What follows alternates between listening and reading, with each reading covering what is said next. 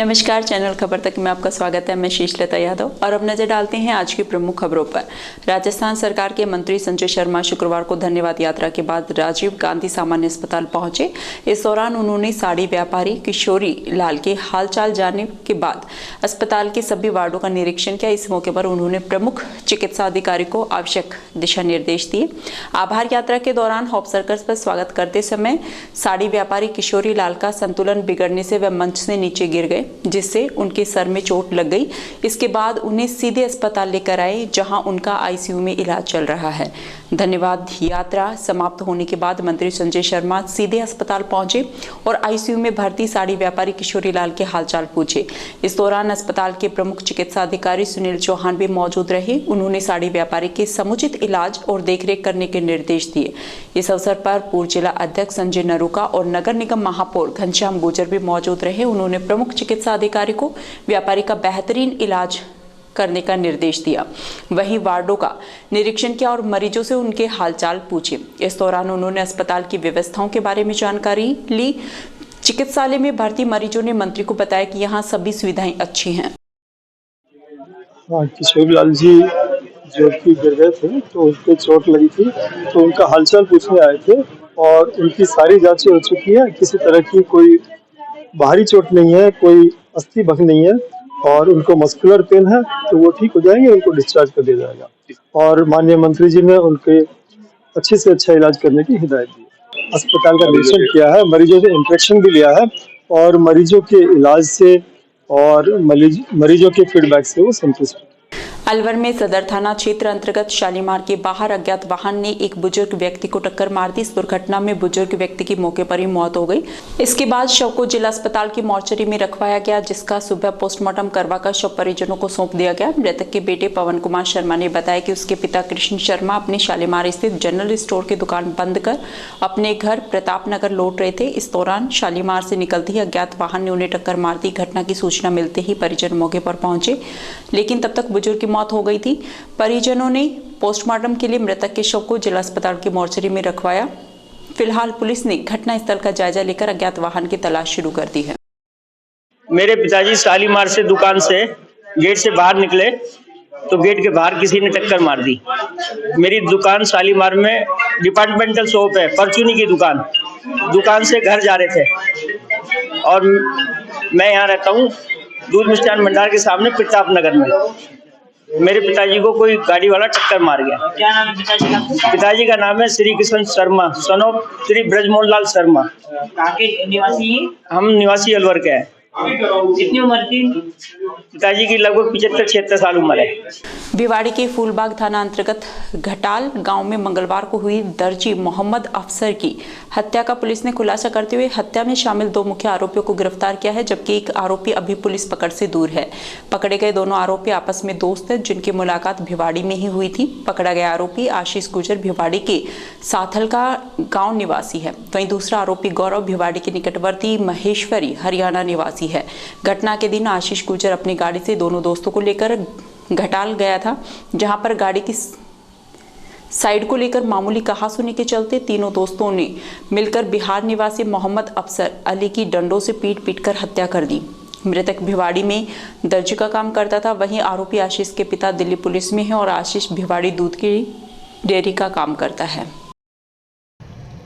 देखिए, इसमें कल जो घटना हुई थी, जिसमें सड़क पे चलते हुए 2 युवकों पर डंडे से वार कर उनमें से एक युवक के सर में चोट आने से उसकी मृत्यु हो गई थी। 302 धारा में मुकदमा दर्ज हुआ था। घटाल गांव की घटना है, भिवाड़ी थाना क्षेत्र की। इसमें वैगनार में 3 लोग आए और साइड की बात को लेकर के उनमें बहस हुई जी, और उन्होंने उसी समय आगे निकलने के बाद वापस मुड़कर आए और चोट मार करके उसकी डंडे से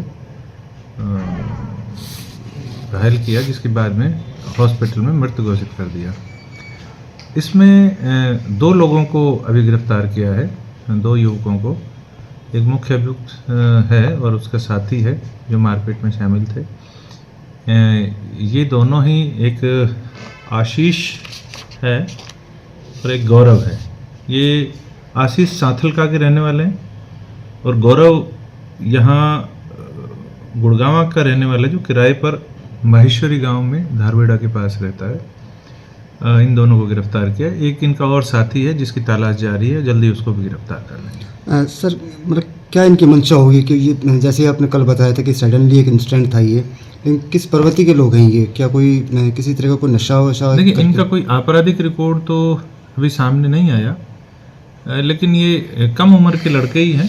ये 20 साल 21 साल के लड़के हैं और ये जाते समय साइड में सामने आने की बात को लेकर के रास्ते पे बहस हुई उनकी, आपस में गाली गलौज हुई, हॉट टॉक हुई और उसी में ही सडन प्रोवोकेशन के चलते इन्होंने उसकी लट से मार करके पीट के गंभीर चोट पहुंचाई, जिसको हॉस्पिटल में मृत घोषित कर दिया। ये तीनों जो आरोपी हैं इसके अंदर, जिसमें 2 आपने पकड़ लिए हैं, एक कोई फरार है, ये क्या कोई आपस में रिलेशन में सर या कोई फ्रेंड सर्किल है इनका?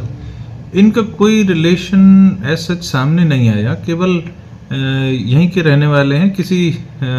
ये आशीष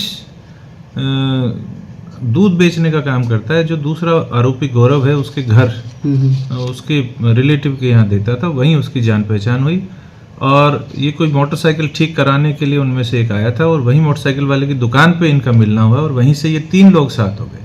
अलवर शहर में बदमाशों के हौसले इतने बुलंद हैं कि बदमाश दिन दहाड़े मारपीट और लूट की घटनाओं को अंजाम देने में लगे हुए हैं। ऐसा ही एक वाकया एनएबी थाना क्षेत्र ट्रांसपोर्ट नगर में स्पेयर पार्ट्स की दुकान चलाने वाले व्यापारी मौसम के साथ घटित हुआ, जहां कुछ युवकों ने पहले तो दुकान के बाहर खड़ी व्यापारी की स्कूटी को अपने वाहन से टक्कर मारी। इसके बाद आपसी कहासुनी बढ़ी तो अपने अन्य साथियों को बुलाकर व्यापारी के साथ मारपीट कर गले में रखे करीब 18,500 रुपए लेकर फरार हो गए। सामोला निवासी पीड़ित मौसम खान ने बताया कि वह ट्रांसपोर्ट नगर में स्पेयर पार्ट्स की दुकान चलाता है। दिन दहाड़े स्थानीय युवक इजाज निशार सहित अन्य लोगों ने मिलकर उनके साथ डंडोर सरियों से मारपीट कर दुकान के गले में रखे करीब 18,500 रुपए की नकदी लेकर फरार हो गए। वहीं बदमाशों ने जाते वक्त पुलिस को घटना के बारे में नहीं बताने की हिदायत दी। वहीं पुलिस को बताने पर अंजाम भुगतने की बात कही। इस घटना को लेकर पीड़ित व्यापारी मौसम खान ने संबंधित थाना पुलिस में शिकायत दी है। सर मेरी दुकान के सामने स्कूटी में पहले से टक्कर मारी उन्होंने।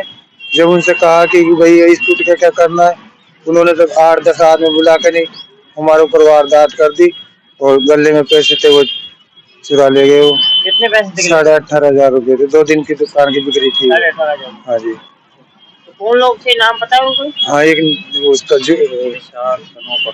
एक तो उसका नाम है इजाज खान और निसार सनोफ अख्तर खान। तो फिर उन्होंने फोन करके 8-10 आदमी बुला लेते, जिनमें मन्ना का गांव के रहने वाले, कुछ टूलेड़ा के रहने वाले। लूट की वारदात को अंजाम दिया उन्होंने? हाँ जी, पहले तो स्कूटी में टक्कर मारी थी उन्होंने खड़ी खड़ी, और कोई पुरानी रंजिश नहीं है। और फिर हमको चेतावनी और दे रहे हैं कि तुमने पुलिस रिपोर्ट की थी तो तुमको जान से मार देंगे। किस चीज से हमला किया आप पे? सर उनके पास में राड थी, सरिये उरे पड़े थे, वहाँ लोगों के जितने भी उनको हाथ लगा उनकी मारने लग गए।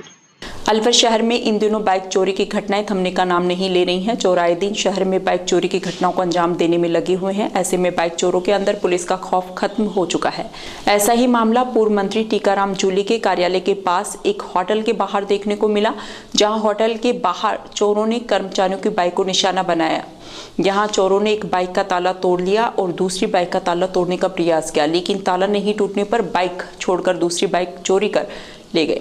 यह घटना होटल के बाहर लगे सीसीटीवी कैमरे में कैद हो गई। सीसीटीवी फुटेज में चोर एक बाइक का ताला तोड़कर बाइक ले गया और दूसरी बाइक का ताला नहीं खुलने पर बाइक को मौके पर छोड़कर चला जाता है।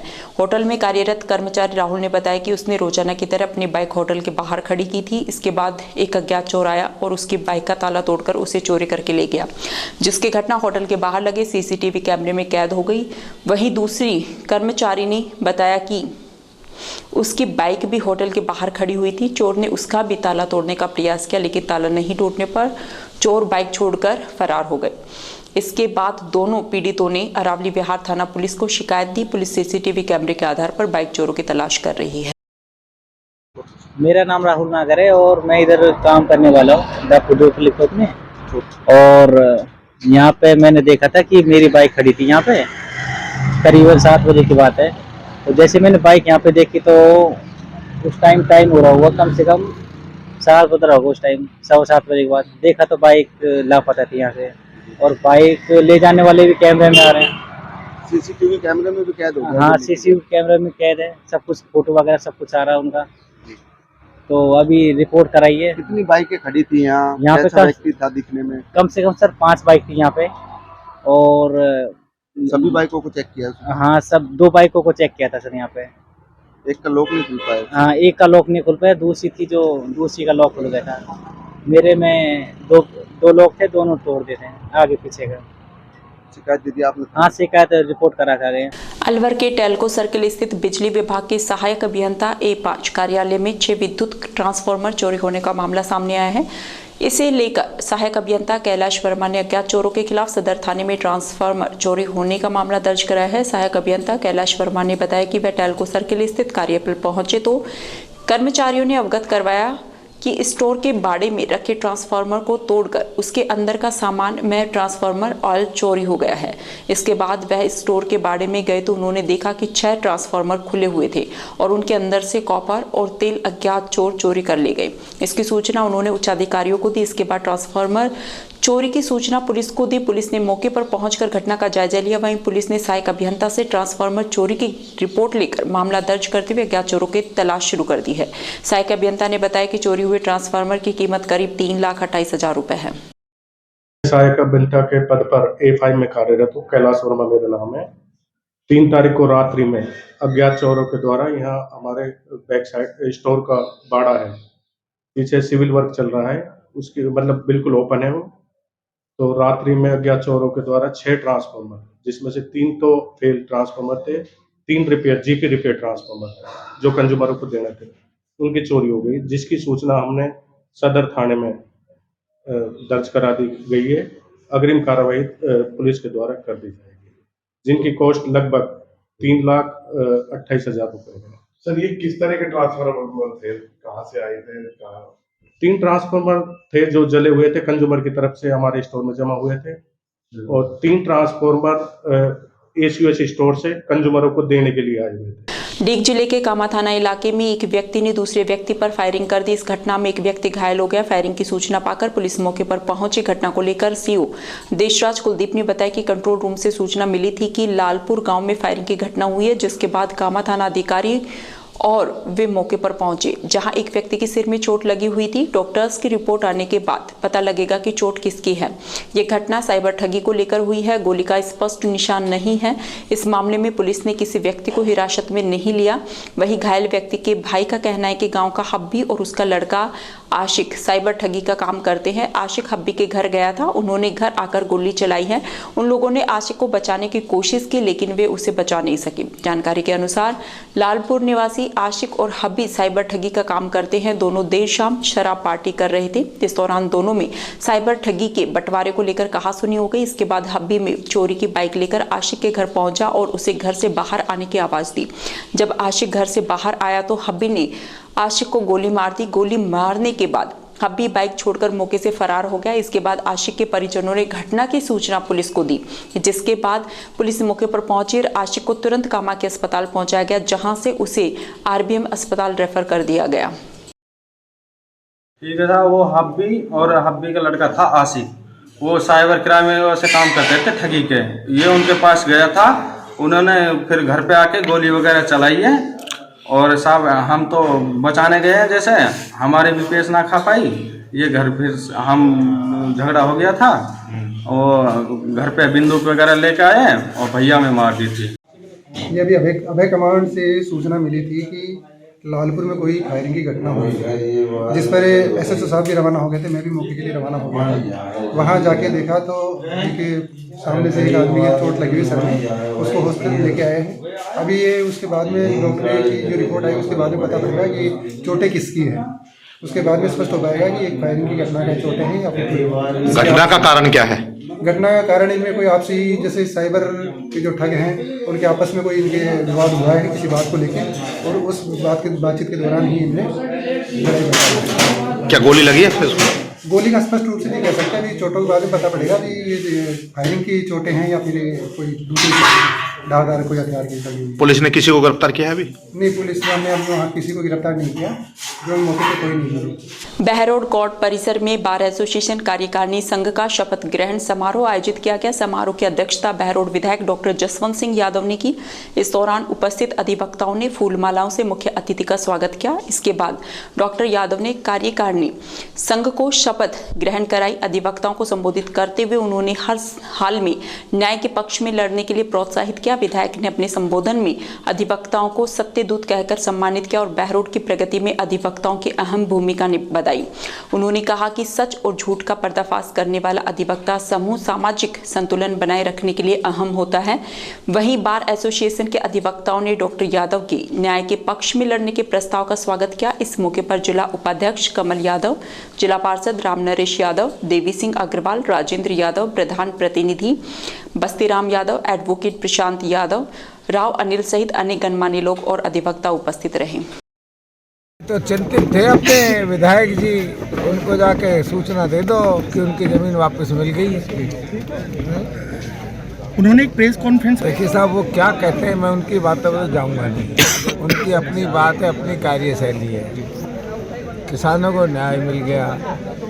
जो गलत हुआ है, आप हमें जो दोषी है उसके खिलाफ कार्रवाई करवाएंगे, उसकी जांच कराएंगे। एक सब प्रक्रिया के अंदर होता है। ऐसे ही खाली ऐसे कहने से जैसे कोई आदमी दोषी है नहीं तो उसको ज़बरदस्ती मैं सस्पेंड करा दूँ। मुझे तो ये सारे के सारे अधिकारी बलजीत के टाइम पे लगे हुए हैं और मुझे तो सारे अधिकारियों को खोटे नजर आ, सारे काम कर रहे हैं, देख रहा हूँ, सब मेहनत कर रहे हैं, मेहनती हैं, सारे ठीक काम कर रहे हैं। जो काम ठीक नहीं करेगा निश्चित रूप से माननीय मुख्यमंत्री से बात करके उसको हटवा देंगे। वो क्या कहते हैं क्या नहीं कहते, किसी दूसरे की ज़मीन अगर वो मुझको दिलवा दे तो मैं उनका शुक्रिया अदा करता हूँ। वो तो मुझे पता लगा अपने क्या नाम है गुजर का, राम सिंह गुजर की ज़मीन है। उन्होंने तो अपना ऑफिशियली बाकायदा नंबर 1 में खरीदी है, कन्वर्टेड है। उनकी ज़मीन अगर मुझे वो दे रहे हैं तो बड़ी खुशी की बात हो जाए। तो मेरी कोई ज़मीन नहीं। प्रयास करूँगा।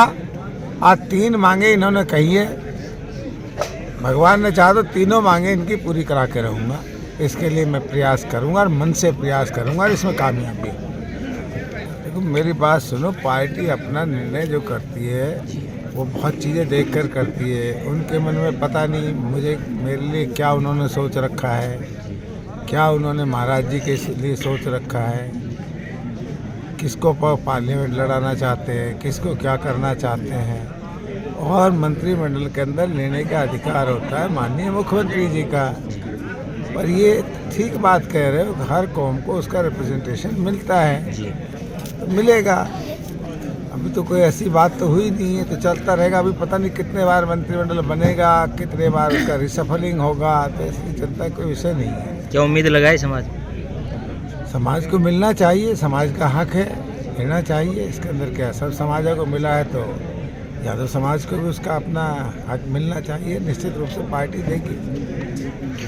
बात सुनो, आप लोगों को अगर ये खुल के बात आप अपने इन पे चलाश को, टाइम तो लगेगा आपका चलाश को। तो अभी मुझको 1 महीना भी हुआ नहीं है विधायक बने हुए। 4 दिन पहले हमारा मंत्रिमंडल गठन हुआ, अभी मंत्रिमंडल को पोर्टफोलियो भी नहीं हुआ है। तो एक प्रोसीजर है, जब सबको पोर्टफोलियो मिल जाएंगे तो उन मंत्रियों से जाके बात करेंगे। जितनी हमारे पास पुलिस नफरी है वो जितना काम कर सकती है मुस्तैदी से काम कर रही है। पहली बात है, कोई विधायक, जितने विधायक हैं वो जाके अधिकारियों के खिलाफ रो रहे हैं, बातें कर रहे हैं। डॉक्टर हसन ने, मैंने एक अधिकारी को देखा है, हर अधिकारी को, सारे बलजीत के लाए हुए हैं ना, फिर भी मैं उनको देख रहा हूँ काम कर रहे हैं।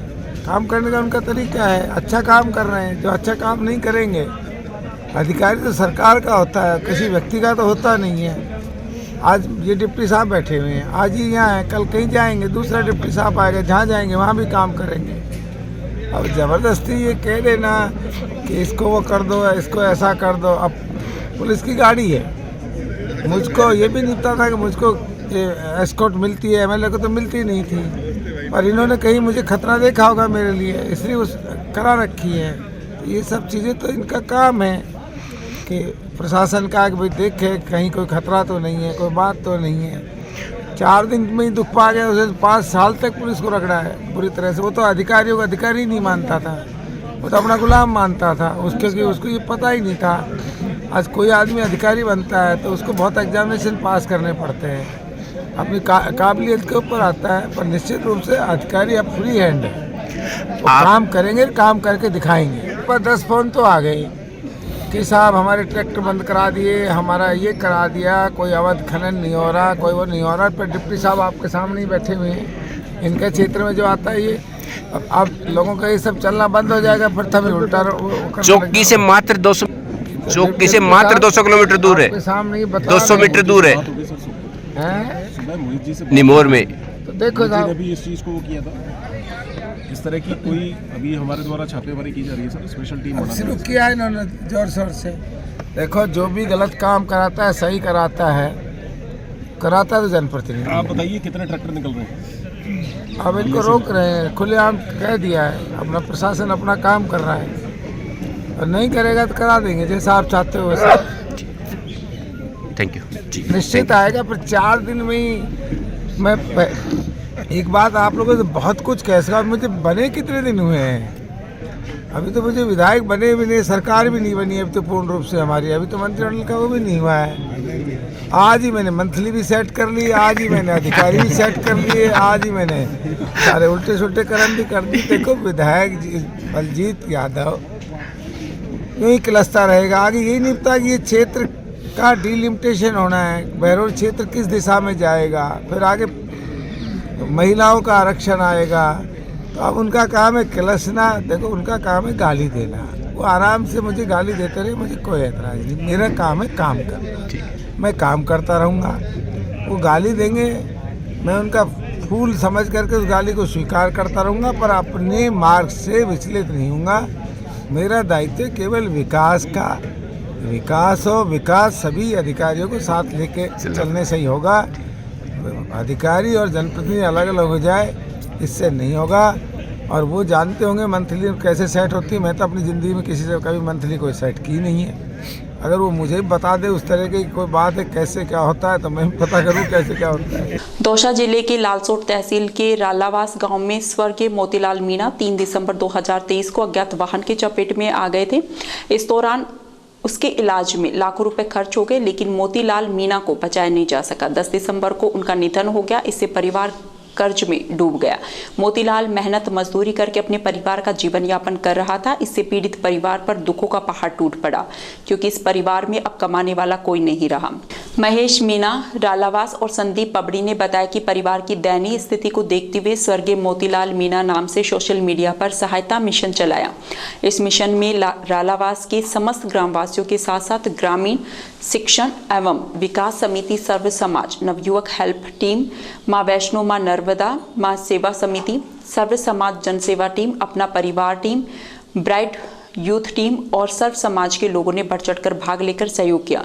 मिशन के माध्यम से सभी से अधिक सहयोग करवाया गया। इस मिशन में लगभग 1330 लोगों ने सहयोग कर 13,48,477 रुपए की राशि एकत्रित की। यह राशि टीम के सदस्यों और रालावास ग्रामवासियों द्वारा पीड़ित परिवार के सुपुर्द की गई। इस राशि में से मोतीलाल के तीनों बच्चों के नाम 9 लाख रुपए की एफडी करवाने का निर्णय उपस्थित सदस्यों द्वारा लिया गया। वहीं 4 लाख रुपए उसकी बहनों की आगामी शादी के खर्चे के लिए दी गई। इसके बाद शेष राशि पीड़ित परिवार को घर खर्च के लिए दी गई। नरसी बेनाड़ा, रेलवे जगसोली और हरकेश मास्टर ने बताया कि इस मिशन में रालावास के समस्त ग्रामवासियों के साथ साथ सर्व समाज के बंधुओं, सभी टीमों के सदस्य सुनील कुमार मीणा, मिठन खोड़ा, दिल्ली पुलिस चंदूपुरा, गणधारी राम डाबला, सीताराम गोठवाल, कुलदीप झाजवाड़, कुंजीलाल, महेश प्रजापत, हरिओम जरासी, सुखदेवा मास्टर करनावाल, हंसीराम, रामकेश रालावास, कैलाश थानेदार, रामकिशोर, हंसराज, जगदीश, कैपी मीणा, कुंजीलाल, लक्ष्मी मीणा, अजय कुमार, हरकेश मीणा सहित अनेक सदस्य सक्रिय रहे। मिशन समापन के अवसर पर रालावास सरपंच प्रतिनिधि बद्रीलाल, सुनील, महेश, हरकेश, गुरुजी, कानाराम सहित अनेक ग्रामवासी उपस्थित रहे। इस अवसर पर पीड़ित परिवार और ग्रामीणों ने सर्व समाज के भामाशाहों का धन्यवाद ज्ञापित किया। थाना गाजी पंचायत समिति परिसर में सरकारी योजना के तहत ग्रामीणों को सस्ती दर पर एलईडी बल्ब का वितरण किया जा रहा है। बल्ब लेने के ग्रामीण महिलाएं सुबह से ही पंचायत समिति परिसर में अपनी बारी का इंतजार करने के लिए खड़ी हो जाती हैं। यहाँ 25 रुपए की एक एलईडी दी जा रही है। इसे लेकर ग्रामीणों ने सरकार का आभार जताया है। आज यहाँ पंचायत समिति परिसर में सरकार के द्वारा बल्ब दिए जा रहे हैं। बहुत अच्छी ये योजना है। ग्रामीणों को ये बल्ब मिलेंगे, बहुत सस्ते में मिलेंगे, क्योंकि ग्रामीण लोग ये बल्ब दुकानों पे जब खरीदते हैं तो 100 से 125 रुपये का एक बल्ब मिलता है और यही 5 बल्ब यहाँ 125 रुपये में मिल रहे हैं। बहुत अच्छी यह योजना लगी, सरकार के द्वारा अच्छी योजना चलाई गई है। मेहंदीपुर बालाजी में पूजित अक्षत कलश यात्रा का आयोजन शुक्रवार को किया गया। इस मौके पर डीजे और ढोल के साथ अक्षत कलश यात्रा निकाली गई। स्थानीय लोगों ने पुष्प वर्षा कर यात्रा का स्वागत किया। इस यात्रा में क्षेत्र के लोग बड़ी संख्या में शामिल हुए। लोगों द्वारा घर घर जाकर अक्षत देकर रामलला की प्राण प्रतिष्ठा में शामिल होने का न्योता दिया जा रहा है। विराटनगर विधानसभा क्षेत्र के प्रागपुरा थाना इलाके के पावटा कस्बे में राजस्थान स्कूल के पास बने एक मकान में बीती रात चोरों ने धावा बोल दिया। चोरों ने यहां कमरे का ताला तोड़कर कंप्यूटर सेट और पानी की मोटर चोरी कर ली। चोरी की सूचना पर पुलिस मौके पर पहुंचे और घटनास्थल का मौका मुआयना किया। जानकारी के मुताबिक राजस्थान स्कूल के पास महेंद्र जाट का मकान है। मकान में किराएदार के कंप्यूटर सेट और पानी की मोटर रखी हुई थी। चोर यहां मकान के कमरों के ताले तोड़कर अंदर घुस गए और कंप्यूटर सेट और मोटर चुराकर फरार हो गए। इस दौरान ग्रामीणों ने पुलिस से मामले का शीघ्र खुलासा करने की मांग की। अखिल भारतीय आदिवासी विकास परिषद राजस्थान ने जयपाल सिंह मुंडा आदिवासियों की मसीहा और सावित्रीबाई फुले की जयंती पर नवनियुक्त विधायकों का अभिनंदन किया। इस कार्यक्रम के मुख्य अतिथि पूर्व केंद्रीय मंत्री अरविंद नेताम रहे। वहीं विशिष्ट अतिथि आरसी वर्मा रहे, जबकि कार्यक्रम की अध्यक्षता प्रदेश अध्यक्ष के घुमरिया ने की। इस कार्यक्रम में आरसी वर्मा ने जयपाल मुंडा की जीवनी पर प्रकाश डाला। इस दौरान अरविंद नेताम ने आदिवासियों की समस्याओं से अवगत करवाया। इस कार्यक्रम के दौरान बीएल बैरवा, हकीम अली, हरिराम, कैलाश खारडा, डॉक्टर महेंद्र जरवल, मनोज घुमरिया, शिवा मीना, ओम प्रकाश सहित अनेक लोग उपस्थित रहे। विशिष्ट अतिथि विधायक राम नारायण मीना ने आदिवासियों की विकृतियों पर अपने विचार रखे। इस दौरान आरती मीना ने प्रथम महिला शिक्षिका सावित्रीबाई फुले की जीवनी पर प्रकाश डालते हुए उनसे प्रेरणा लेने की बात कही। वहीं डॉक्टर आरती मीना ने मंच संचालन करते हुए कहा कि महिला गरीब और मजदूर हो सकती है पर कमजोर नहीं। अगर महिलाएं शक्तिशाली बनेंगी तो हमारा समाज भी शक्तिशाली बनेगा। कार्यक्रम के दौरान आदिवासी बालिकाओं द्वारा नृत्य और गायन कार्यक्रमों की प्रस्तुतियां दी गई। कार्यक्रम के दौरान मंच संचालन हनुमान सहाय, डॉक्टर आरती मीना और पीके मस्त द्वारा किया गया। नारायणपुर उपखंड क्षेत्र की ग्राम पंचायत गढ़ी में पैंथर ने घर में घुसकर एक बकरी को मौत के घाट उतार दिया। वहीं करीब 2 बकरियों को उठा ले गया। गढ़ी निवासी बकरी पालक राजेश कुमार मीना ने बताया कि पैंथर 4-5 दिन से आसपास के इलाके में घूम रहा है।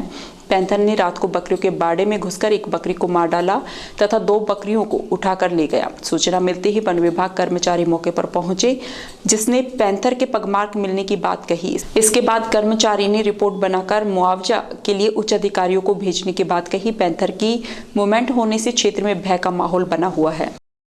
जब एक तो मरी हुई उरे मिल गई, 2 ने को पता कौन पड़े। तो ये कितने दिन से आ रहा था वगैरह आपके क्षेत्र में? 3-4 रोज से तो चारों में आ रहे हो। हाँ, कंटिन्यू। ठीक है सर, आपको सरकार से क्या चाहते हैं, क्या मांग है आपकी? मांग तो कुछ मिल जाए जो बढ़िया ही, छोड़ के मांगेंगे आप दोबारा सर। जी, देखने में तो काफ़ी ज़्यादा नुकसान है। मैं भी दरख्वास्त करूंगा सरकार से कि ज़्यादा से ज़्यादा मुआवजा मिले।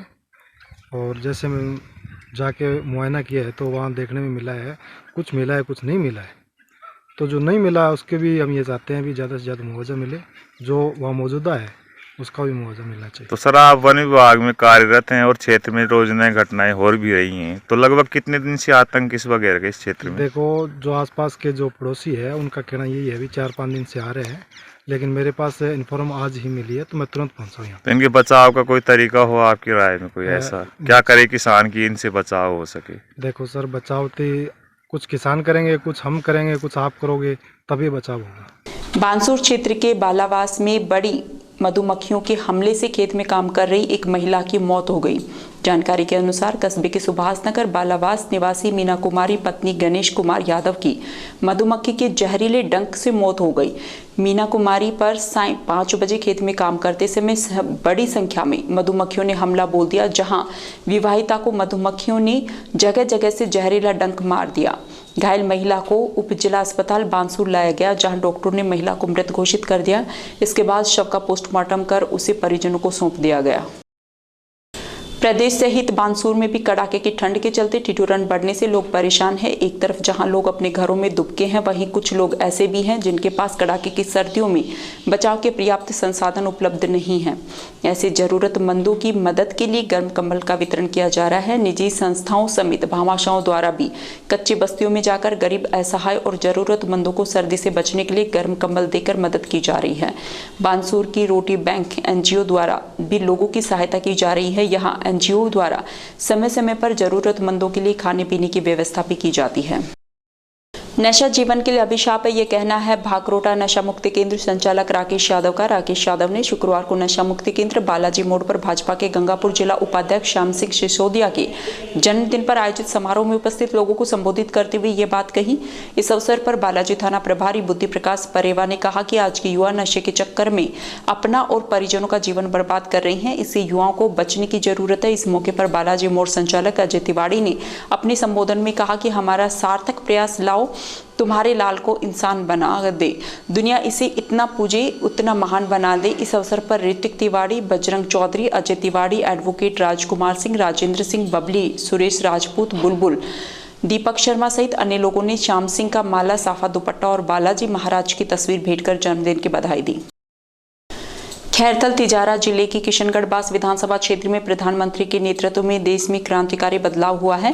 यहां सशक्त, सुदृढ़ और मजबूत राष्ट्र को आगे बढ़ाने के क्रम में शुक्रवार को विकसित भारत संकल्प यात्रा कार्यक्रम के तहत लाभार्थियों से मिलते हुए केंद्र की जन कल्याणकारी योजनाओं को बढ़ाने का सामूहिक संकल्प लिया गया। यहां सरस्वती मां का पूजन कर प्रधानमंत्री मोदी का उद्बोधन सुना और पत्र वितरण किया गया। इस कार्यक्रम का मुख्य आकर्षण बिंदु ड्रोन के माध्यम से कृषि की गुणवत्ता को जानना रहा। कार्यक्रम के दौरान टिल्लू शर्मा, एसडीएम कोट कासिम रामकिशोर मीना, तहसीलदार निकिता पूनिया, आरडी मीना, हरवीर पीटीआई, हुकुम सिंह, चुन्नीलाल, राजेश यादव, मंगतूराम, विजय कुमार सहित काफी संख्या में लोग मौजूद रहे। मंगतूराम जी, शहरी साहब, मेरे साथी विनोद वनीसा जी, हुकम सरपंच साहब और पूरी टीम, पूरे सदस्य, पूरे हमारे कर्मचारीगण, भाइयों, समय का अभाव है, बोलने की बड़ी इच्छा है, क्योंकि हमारे जो प्रधानमंत्री जी हैं वो हमारे देश के नहीं, पूरे विश्व के लोकप्रिय हैं। अभी 24 तारीख को आपको बताना चाहता हूँ इस घटना के बारे में। श्री अमरनाथ बर्फानी सेवा समिति अलवर का छठा भंडारा भोलेनाथ की असीम अनुकंपा से केदारनाथ धाम में सकुशल संपन्न हुआ। इस बार यह भंडारा 201 दिन तक लगाया गया, जिसमें लगभग 5000 श्रद्धालुओं ने प्रतिदिन प्रसाद ग्रहण किया। यहाँ 20 हलवाइयों की टीम द्वारा सुबह चाय नाश्ता और दोनों समय की भोजन प्रसादी तैयार की जाती थी। समिति की ओर से 8 से 10 सेवादारों ने 4 डिग्री तापमान में रहकर भंडारे की समस्त व्यवस्थाओं को संभाला था। इस भंडारे के सकुशल संपन्न होने के उपलक्ष्य में हर वर्ष की भांति समिति की ओर से 6 जनवरी 2024 शनिवार को एक शाम भोले के नाम भामाशाह एवं कार्यकर्ता सम्मान समारोह मंगल परिने मैरिज होम में सायं 6 बजे से आयोजित किया जाएगा। समिति पदाधिकारी सुरेश गुप्ता ने बताया, इस भव्य और विशाल कार्यक्रम में दिल्ली की बंटी तिलकधारी एंड पार्टी द्वारा विशेष धार्मिक झांकी की प्रस्तुति दी जाएगी, जिसमें विशेष रूप से भगवान भोलेनाथ की झांकियां दिखाई जाएंगी। उन्होंने बताया कि समिति की ओर से बाबा केदारनाथ की प्रतीकात्मक प्रतिमा कार्यक्रम में लगाई जाएगी, जिसका अलवर शहरवासी दर्शन लाभ कर सकेंगे। कार्यक्रम के दौरान समिति के भामाशाह और कार्यकर्ताओं को भोले नाम का भगवा दुपट्टा ओढ़ाकर स्मृति चिन्ह देकर सम्मानित किया जाएगा। कल एक शाम भोले के नाम का एक कार्यक्रम का आयोजन किया जाएगा। हर वर्ष की भांति हम जो केदारनाथ में भंडारा लगाते हैं, उसके समाप्ति के बाद हर साल इस तरह के कार्यक्रम का आयोजन किया जाता है, जिसमें केदारनाथ भंडारे में जिन लोगों का भामाशाह का सहयोग मिलता है, जो सेवादार वहाँ बहुत तत्परता से कार्य करते हैं, उन सभी को सम्मानित किया जाता है। और यह एक ऐसा कार्यक्रम है जो हमारी धार्मिक चेतना और सामाजिक कार्य को, हमारे अमरनाथ बर्फानी सेवा समिति के कार्यों को आगे बढ़ाने के लिए हम लोग इसको करते हैं। लोगों को पता लगता है कि हम लोग कितना कार्य कर रहे हैं। इस समारोह में न केवल अलवर से बल्कि दिल्ली से, जयपुर से भी काफी लोग आएंगे और बंटी दिल्ली से जो यहाँ प्रोग्राम रखे जाएंगे, वो बंटीधारी की पार्टी है, तिलकधारी की पार्टी है, वो एक शानदार प्रोग्राम का आयोजन करती है। इसके अतिरिक्त अमरनाथ बर्फानी समिति बहुत सारे और भी कार्य करती है, जिनका उल्लेख मैंने अभी किया था। आप कहें तो मैं बता दूं। खेली कस्बे में दो पक्षों में झगड़ा हो गया। यहां वार्ड नंबर 18 की महिला पार्षद के बेटों पर देवेंद्र, वीरेंद्र और आलम ने हमला कर दिया। इस दौरान हमलावरों ने उनके साथ हाथापाई करते हुए लाठी डंडों से मारपीट कर उन्हें घायल कर दिया। जानकारी के अनुसार महिला पार्षद गीता देवी के बेटे जितेंद्र और काव्य घर के बाहर बैठे हुए थे। इस दौरान देवेंद्र उर्फ देवो शराब पीकर उनसे गाली गलौज करने लगा। इसके बाद उसने अपने 3-4 साथियों को मौके पर बुला लिया। इसके बाद देवेंद्र ने चाकू से हमला कर जितेंद्र और काव्य को घायल कर दिया, जिससे उनके हाथों में चोट आई है। मारपीट की सूचना पाकर खेली पुलिस मौके पर पहुंची। इसके बाद पुलिस ने दोनों पीड़ितों का मेडिकल कराया। इसके बाद पीड़ितों ने थाने में तीनों आरोपियों देवेंद्र, वीरेंद्र और आलम के खिलाफ मामला दर्ज कराया।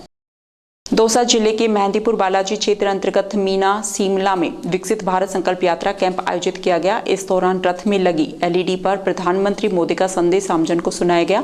शिविर के दौरान विद्यालय में सांस्कृतिक कार्यक्रमों का आयोजन किया गया। इस दौरान केंद्र सरकार की जन कल्याणकारी योजनाओं की जानकारी दी गई। वहीं मौके पर मौजूद अधिकारियों ने ग्रामीणों से सरकार की योजनाओं का अधिक से अधिक लाभ लेने का आह्वान किया। दौसा जिले के मेहंदीपुर बालाजी में MSPL सीजन 3 क्रिकेट प्रतियोगिता का शुभारंभ किया गया। इस प्रतियोगिता में दौसा, करौली, गंगापुर, अलवर सहित अन्य जिलों की 32 टीमें भाग ले रही हैं। इस प्रतियोगिता में विजेता टीम को 31,000 रुपये तथा उपविजेता को 21,000 रुपये और ट्रॉफी देकर सम्मानित किया जाएगा। MSPL सीजन 3 क्रिकेट प्रतियोगिता का सरपंच शिवचरण योगी ने फीता काटकर उद्घाटन किया। वहीं मैच का आंखों देखा हाल राजराम मीना ने सुनाया। विदित रहे कि यह प्रतियोगिता बालाजी पुलिस थाने के समीप खेल मैदान में आयोजित की जा रही है।